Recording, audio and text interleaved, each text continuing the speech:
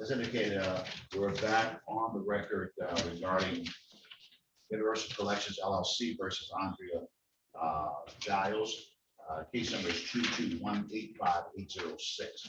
All right, Madam Counsel, you previously entered your appearance on this, and thank you for assisting getting Ms. Giles connected. Ms. Giles, are you able to hear me at this time? Say something. Yes, I am. All right. Good morning to you, ma'am. I sent a couple of messages out trying to let you know that your device was not connected to the audio, and that's why we were not able to connect here. All right. So yes, sir. All right. So let me go back to Madam Counsel.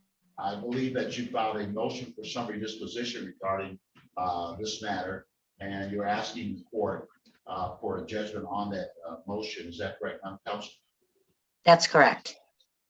All right, and Ms. Giles, you received a copy of the motion in this matter. Is that correct, ma'am?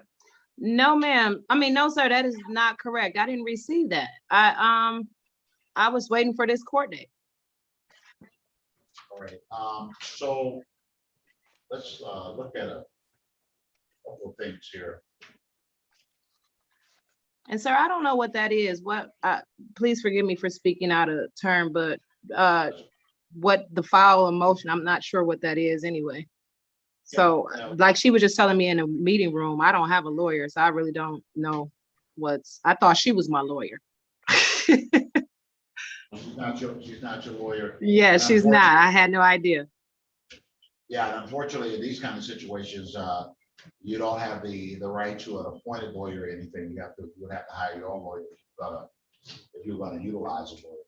So it looks like the motion that was filed in this matter, that the address that they have been using to send stuff to you is an address on Rydell Street in the city of Detroit. Is that a correct address for you, ma'am? That is my correct address. That is my address. So what the nature of this, I'm going to let the attorney indicate to you what the nature of this motion is. But I'll say in general, what they would like for the court to find is that there's not really a issue of real dispute here, and that therefore the case should proceed to the entry of judgment. That's generally what they're presenting to the court. So I want to hear why they believe that that should be the case. And Madam Counsel, you may at this time. Yes, Your Honor.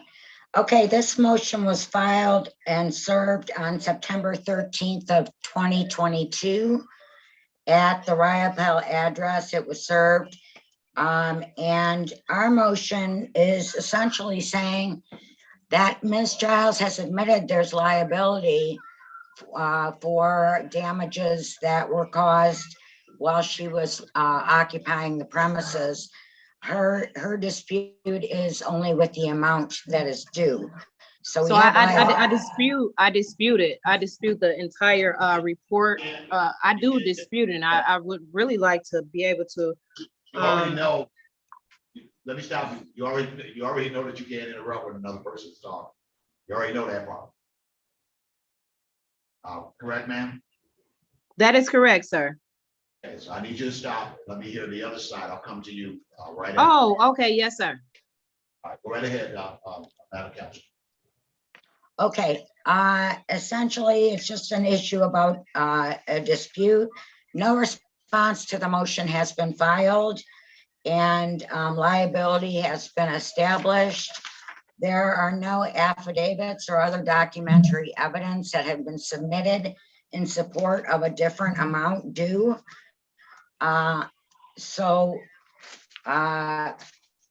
we have basically an uncontested amount. There's no valid or actual defense to the complaint amount, and she hasn't stated any affirmative defenses that would prevent us from getting judgment in this matter. Right. So we are requesting that the court grant our motion for summary disposition and awarded judgment for $6,907 plus costs and fees at this time. All right, Counsel, looking at, I do note that there was a an answer that was filed in this manner, although I do not see a response to the motion. And in the answer under paragraph number 5, it seems that the answer provides, I never caused any damages to the premises. In paragraph number 11, I did not owe the amount this plaintiff is claiming. I believe that the plaintiff has a falsely added costs that are not mine to pay. So that the answer, while it does not state any amounts, it says that the sum of $6,907 is false and exceeds the amount by thousands. This is simply false. So the suggestion there is that there is some amount, but that amount exceeds the amount that's owed by thousands. All right. So you've heard the motion in this matter, Ms. Giles, and the motion says two things. One is that by your answer that you initially filed, and by the virtue of the fact that you have not filed any written response to the motion, that this claim, number one, is that has been admitted that you owe something. And then number two, the only dispute here is as to the amount that is owed. Tell me what you wish to tell me at this time. Yes, sir. Unfortunately, I'm not an attorney. I'm a citizen. So I was unaware that I was supposed to respond with a lengthy response. I only saw a certain amount of a room on the paper, so I only responded with what I could write on the paper. However, I'm disputing this because they're saying that I owe for all these things that's in their report, and I thought that I sent in evidence that when I purchased this home, before I purchased this home was dilapidated. It was in very, very, very bad. Everything that's on this report that said that it amounts up to $7,000. This home was in worse condition than that. So I've disputed that fact. I didn't know that I was supposed to do. I thought, well, I guess there is no law to ignorance, I suppose. However, I did write that down because I do owe for that amount. I did agree to it. I did agree to a contract agreement where I would have to pay $725 a month. I did not pay $725 for January 2020. I do agree that. I cannot lie and disagree that that's not the truth. Also, I was unaware that there was a court date. I was unaware that there had been a court date that I was put out. I honestly thought that because I signed a land contract, I honestly thought that that's why they kicked me out. I said, well, okay, that's why I didn't have a court date.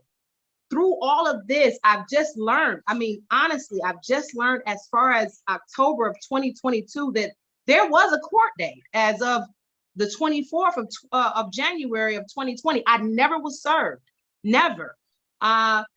As well as I understand with my contract, with my land contract, it reads where I was sent, it says that I had 60 days or something to that effect. I was under that impression. Completely wrong, because I'm not a lawyer. Also, when I didn't get that and I got evicted, they evicted me. I had no idea that I was being evicted, had no court date. When they evicted me, they threw out all of the everything that was for the house. In the contract, it says if I fix up the house, I can't sue them. Because I didn't fix up the house in enough time, how are they able to sue me? This house had huge rats. It had a roach infestation. It had an odor that was out of this world. I cleaned this house. They're trying to sue me for paint. They're trying to sue me for floors. This house had no floors. It had no flooring. The kitchen was completely done up. This house was open. They're suing me for doors. This house, it was open. When I say open, there was no locks. I put these things on this house. I thought that I sent some, I didn't know that this is how the court works. So there is no law for ignorance. I understand that. However, I thought that I sent evidence to show that before that this house, the condition of this house when I actually signed this contract, that I didn't leave this house in that condition. This house was in that condition, but I fixed it up. I would like to protest, or I'm not sure what that is in September, what she's speaking about. I didn't receive that, and I didn't know I was supposed to respond. I thought I was supposed to wait until the court date. However, I would beg the court to please give me a chance to respond, because I definitely dispute this. I definitely dispute it.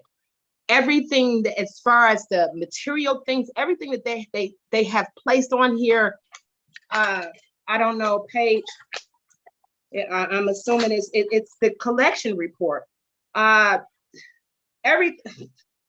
$1,500 for paint, $200 for doors, $800 for floors, $1,500 for a kitchen, $250 for towels, $150 for this, I don't even know what, debris, and then $200 for exterminator. These are, this really, all of my pictures, I believe, shows that this house, all these things that's written on this, the doors, the floors, the kitchen, the tiles, there were no tiles on the floor. The paint, I painted the house. The house was completely filthy. $1,500 for paint. Tiles, there was no tiles. When I was evicted, and I truly believe that I was illegally evicted because I did not receive any court papers. I didn't know this until, like I said, October of 22. I just disputed, and I begged the court to please give me a chance to respond to, I'm not sure, I keep hearing y'all say a summary where I don't dispute, but I say that there's a fee owed, but I don't dispute it. Well, no, sir, please give me an opportunity to dispute it. That's the only thing I can say. Please give me an opportunity. I didn't know. Please give me an opportunity. All right, thank you, ma'am. So it looks like this agreement, I'm looking in the documents. Looks like there was a term option possession contract, and that contract that the parties entered into was an as-is contract. That contract was entered into. Looks like the signing date between the parties on this matter sometime March 25th of 2019.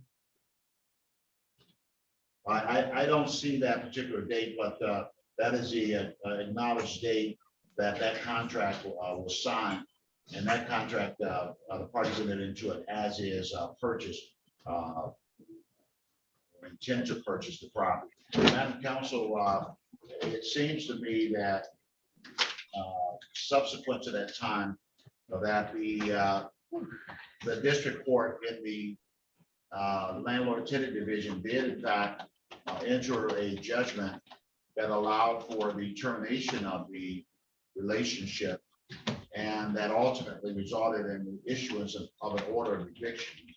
That order of eviction was allowed on the 10th, the 10th of February 2020. And Counsel, what I'd like to know is what was the judgment that underlied or underpinned that the writ that was allowed in this matter? What was it? Yeah, it seems to me that you presented something to the court indicating that the court judgment in the matter was $1,582. That there was a writ fee and then the bailiff and dumpster fees, correct? Yes. All right. So what you're saying to me is that the underlying judgment that is in the case that went before a judge in the landlord-tenant division, that the judgment that entered there was $1,582, and then subsequent to that time, other fees accrued by way of the dumpster, the bailiff, et cetera, correct? Yes, Your Honor. Okay. So then the other items that you're raising have to do with the claim of various repairs to the premises, correct? Yes, Your Honor.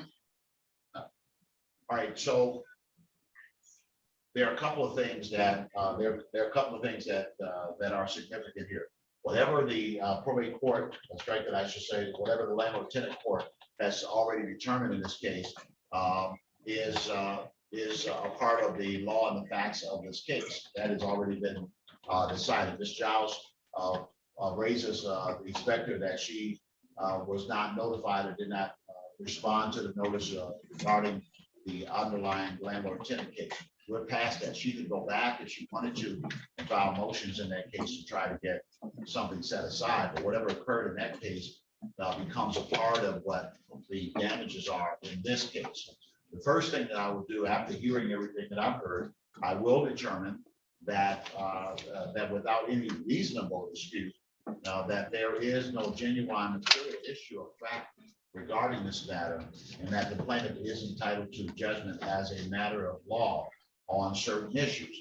There are disputes that remain regarding damage to property issues, and those issues they have to do with the amounts as opposed to whether or not there is a genuine material issue of dispute regarding the underlying claim. So my finding is that the plaintiff is able to go forward, having established the fact that they do have the right to a claim herein, and that there is no a genuine dispute and no defense as to what that particular claim may be.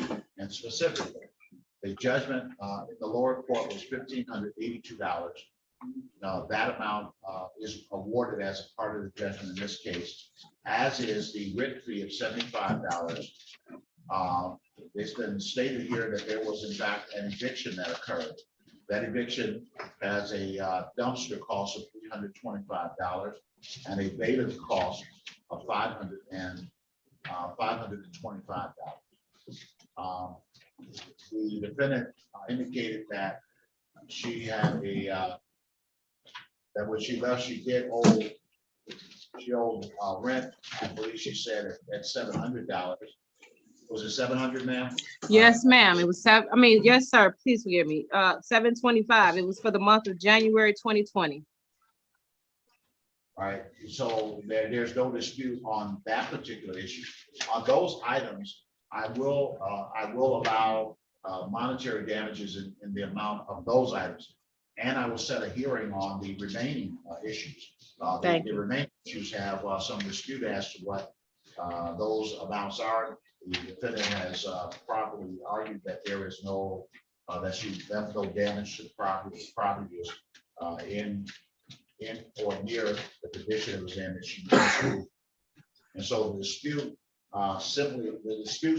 specifically relates to the issues of repairs that have been specified regarding this matter. I would also indicate that the plaintiff would be entitled to the $150 for debris and clean out, and the plaintiff would be entitled to an extermination fee. Those are fees that, if there was an eviction that occurred, if this was not a voluntary move out, if the court ordered an eviction, then those fees will be generated because the premises would have to be cleaned out, and then if the plaintiff chose, they could have the premises exterminated. So those items would be allowed. As it relates to items regarding tile, kitchen, floors, doors, paint, those are issues. Those are issues of damages that remain a matter of dispute. So I'm in partial summary disposition.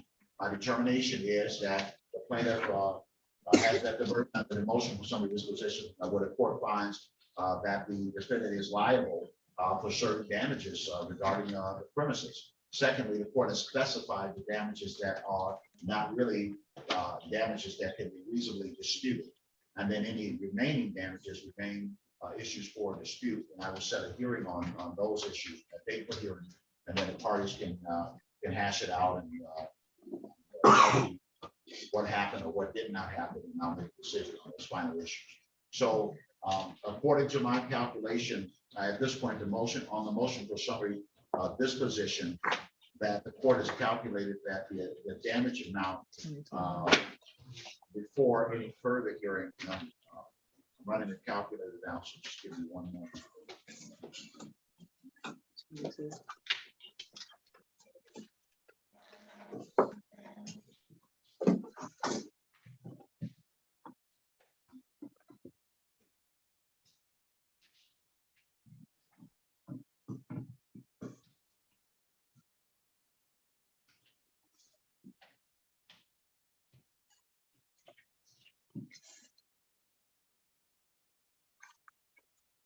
It's $3,557. 557. Okay, Your Honor. Right, now, if the parties want to see if you can, you know that that's a number that is based upon the calculations that have been set forth, and your dispute is on other issues. Maybe you can find a way to resolve or settle this case with regard to other issues in here. Because again, that's the number that's an easy number. But again, the plaintiff is saying that the property was damaged greater than when they rented it. The tenant is saying that it was in a state of substantial disrepair at the time that she rented and or attempted to purchase the property. So you know, you may want to talk about a way to shut the door on this, given that the court is taking you halfway there.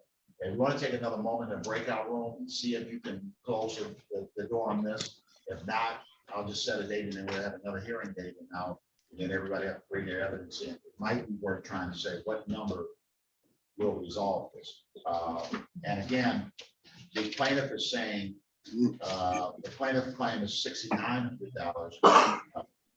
Judgment partial summary district is 3557. Maybe somewhere between those two numbers, you could shut the door on this and get this resolved. And I can't tell you what that number is, but maybe you can do that. Counsel, anything? We'll give it a try. I do note that while she's saying that there were other issues with respect to the property, she bought the property as is, where is. So those do I'm not not sure if I bought it as is, why am I paying for something that's how it was? I didn't destroy it. I didn't do that. If I bought it like that, why would I have to pay for something that's the way it was? I actually fixed that house up. I would beg you to please show pictures of the house. Show the way the house look now, because you guys moved somebody in 2 weeks after y'all kicked me out. That shows how good the house was. Okay, when you hear me, you stop. Yes, I talking. hear you. Yes, sir. Okay, stop talking when you hear me. That's the heart of the dispute. And what I'm saying is that that's what makes it reasonable to settle it.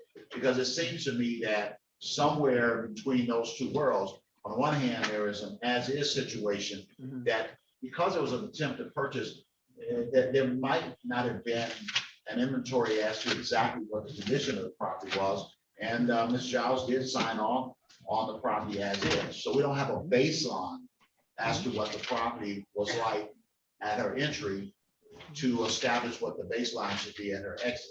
That's a part of the problem. But that problem is against both parties. You know, that's what I'm talking about. So that problem doesn't necessarily help plaintiff, and it doesn't necessarily help the defendant. That's, you know, if you got an inventory checklist and this is a regular landlord-tenant relationship, then it's easy to establish those boundaries. If you have a situation where you're selling the property as is, you have to define kind of what as is if you take the property back. Because if you don't define what as is, you take it back, then you say there's all these problems. Well, were those the problems before? And I don't know the answer to that. I suspect that if you all came before me and both parties presented their evidence, I'd probably still end up being somewhat uncertain as to what the condition was at the time that she bought it as is and what the condition was at the time the property was retaken. So that's the only reason I said it might be worth talking about. And my gut sense on this, and I can't tell parties what to do regarding this, my gut sense on this is that you split the difference between where you are and what the max is and call it a day. That's my gut sense. So if you call this, I'm okay with that judgment. Yeah, but you guys have to talk about it. If you call this basically a $7,000 case, right now you're at 3,500. You know, you had, so then you split the difference on the balance and try to resolve the case there. That's kind of my sense about it. That basically puts you at roughly a $5,000 or $5,200 settlement of the case. So take a moment to talk about it. You don't, if you don't do anything that I said do, stop the arguing for now. If you come back in front of me, you'll be able to argue the case. Right now, the question is, can we find a way to resolve it? I'll Okay. hear the arguments. Question is, can you resolve the difference? And if you can resolve the difference, fine. If you can't, I'm perfectly willing to set it up and hear it on another day and drill down on those issues. That's the way these things work. So I know I sent you to breakout room. I'm gonna change it to 2 to make it easier to get back there. And just go in and see if you can do something. If you can't, then you know what I've already ordered, and then we'll pick it up from there. Thank you for your patience with both of you, because I know this is taking a little bit of time, all right? Thank you. So there's a. Thank you, Your Honor.